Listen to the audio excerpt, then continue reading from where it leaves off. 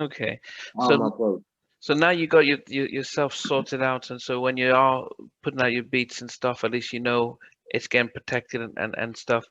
So you have that record that's going up. You're helping work with your uncle. Um, w- did Teddy reach out to you as well, or what happened? I had just started working with Teddy a little bit before then. And I was how in what way? Because you're saying you're working with him almost as if. How did you start working with him? I started working with Teddy when he moved to Atlanta, like a little bit before this situation with Akon, and he moved to Atlanta. So of course, Mucho live in Atlanta, so that's the first person he gonna reach out to. Okay. So um, Mucho like we going by Teddy house. He had been telling me that the whole week. I'm like, man, yeah, right. I mean, like the studio we had like one, two. We had two main rooms. It was a building, but we had a bunch of workspaces. So I'm in one in the workspace. We'll make a workspace out of a closet, anything. So I'm in like the utility place. I done set up a studio in there. Yeah. He coming there, leaning at the door. We're going to Teddy house tonight. Get ready. I'm like, man, whatever. You've been saying this. You know what I'm saying? No, for real. You want me to come out there? And he was like, make a CD with your stuff on it. So I'm like, okay. So I started getting some stuff together. The type of producer I am, I never been the one to think like just because I did it, that gotta be it. All of my stuff is hot. So I got some beats together that I had just did. I was doing a few beats that week, just waiting on the opportunity to go out there. So before we went, I think I did like two more. And those two more I did, and I put on the CD. Those is favorite too. Wow. So When we you went went, out there. yeah. So you guys drive up to Teddy's place. Was that your first time meeting him?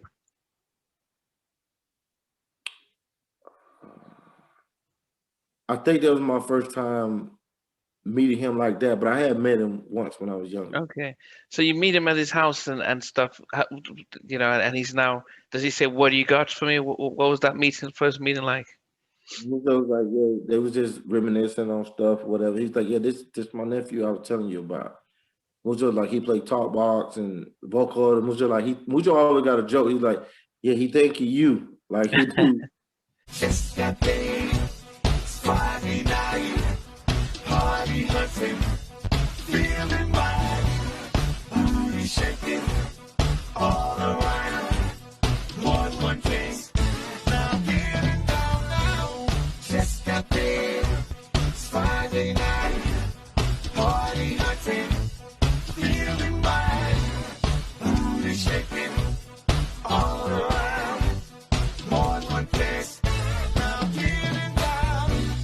Check the mirror, I'm looking round at the party, jump in my ride, radio rocking, monster jam, feel the rhythm, pump the sound, I'm feeling so good, don't you know I'm just grooving till the beat. All the stuff. Teddy's like, what's up, man? He was like, let me hear some of your stuff or whatever. Then I played the CD.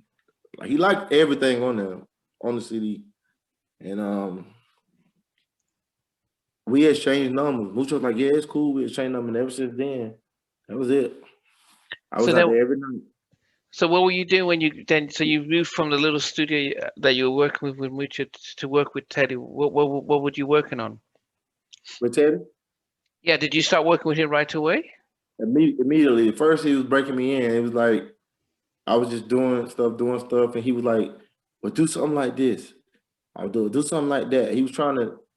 Now that I'm older, I see I didn't know what he was doing then, but he was trying to see how much potential I had.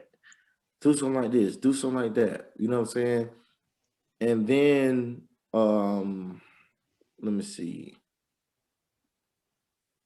I would just work on everything he asked me to work on, like just different styles. And he found out I can mix a little bit. So then I like stuff that he was turning in for, you know, like for meetings and stuff. I just wanted to be around in the mix. So we'll help him, like we'll be mixing stuff together and stuff like that. And I would start making drum kits for him or giving him 808s or whatever, stuff like that. And then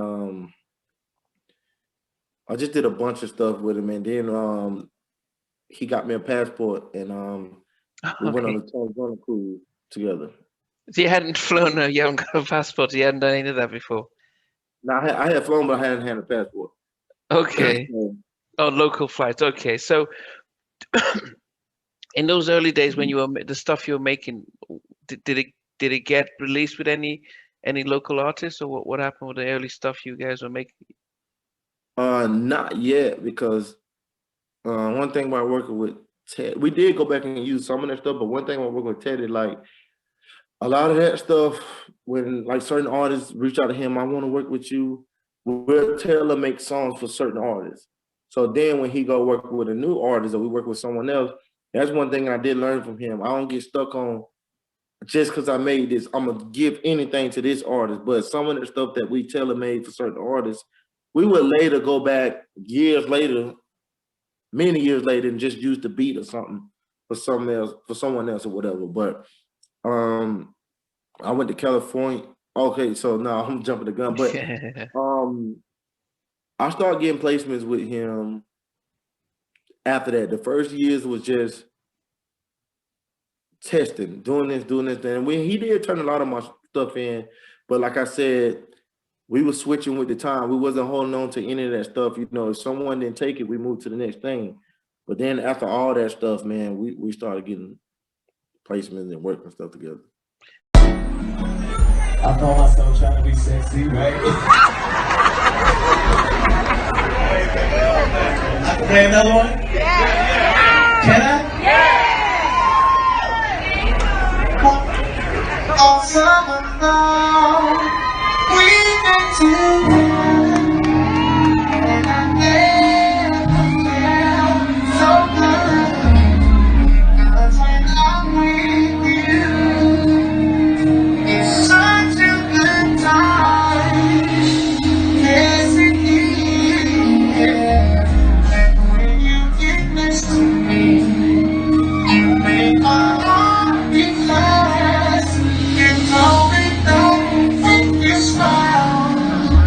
And when we're alone, I know we're in love. 'Cause I can't get enough of you.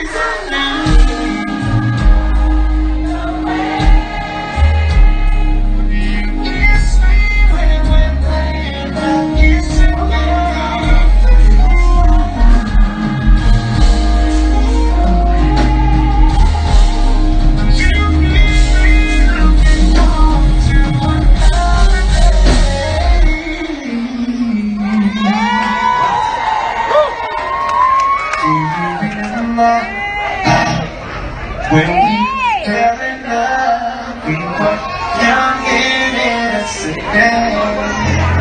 Do you remember how we hardly did? It just seems like everything I did. Do you remember nothing more?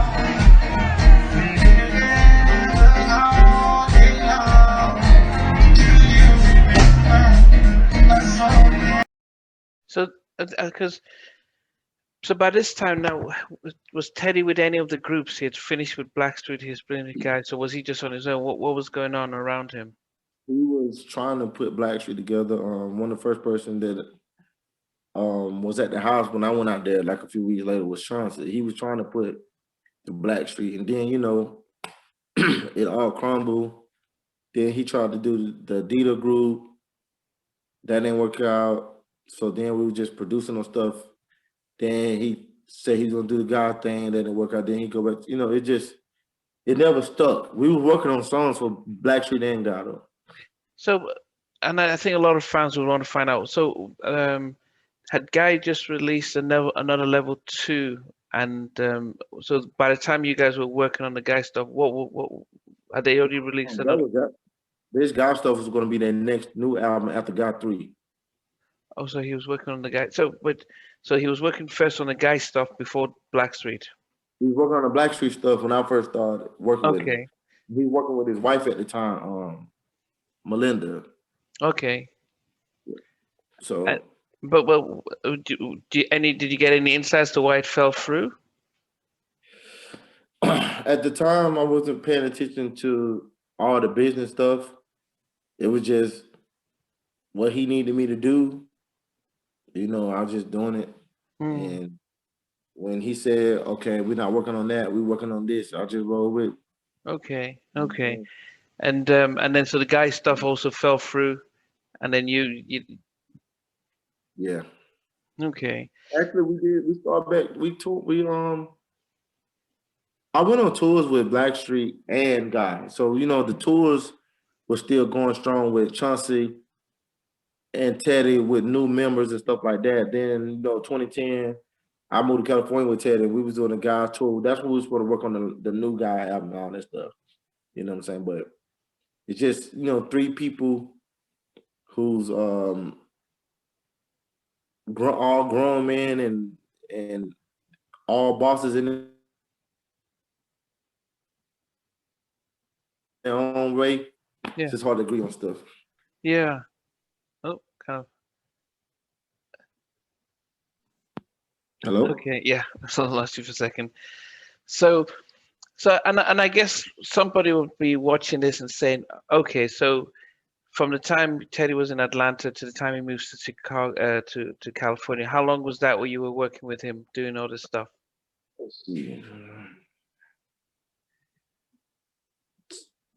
All of this stuff, as far as this was before we was going to work on Guy, but from the time I went out there with Mucho until Yeah. 2010, it was like Blackstreet stuff and, um, just a lot of working on, we was working on his wife at the time and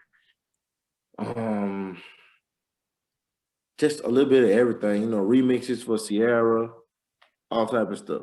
Okay.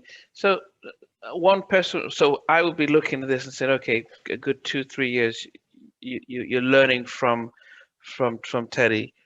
But it's not like a job in a grocery store where every month you get a paycheck. How does it work when you're working in production, when you're creating music, and if it's not being recorded, released by an artist and generating income, how else do you generate income in those early days? Well, of course he didn't want me to go out and get no job and get discouraged and stuff like that. So like a lot of times he'd just take care of what's needed. You know what I'm saying? I need clothes, I need shoes, I need whatever, I need to do something for my mother. You know what I'm saying? So long as you're working, you know what I'm saying? That's what he look at. You know what I'm saying? He'll make sure you got the necessities, but you gotta bust your own butt to keep working to get the placement, to get the big money that you want. Okay. So, and I guess people listening who may want to create as a producer and stuff were wondering,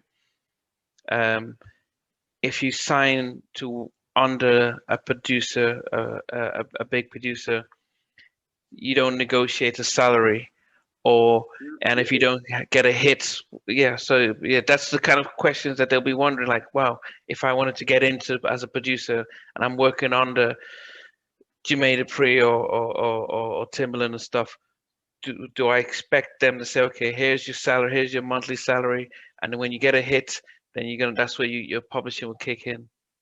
Yeah, that's how it should be.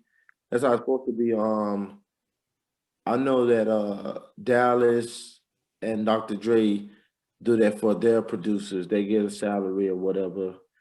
And once it started, kick in, like you said, and all that stuff, then the terms and stuff reverse. But the thing about Teddy, this was a lot of people didn't know. thing about Teddy, I was one of the top producers or guys under him, and I'm not just saying that. I'm not a bragging type person because I wasn't just turning in beats.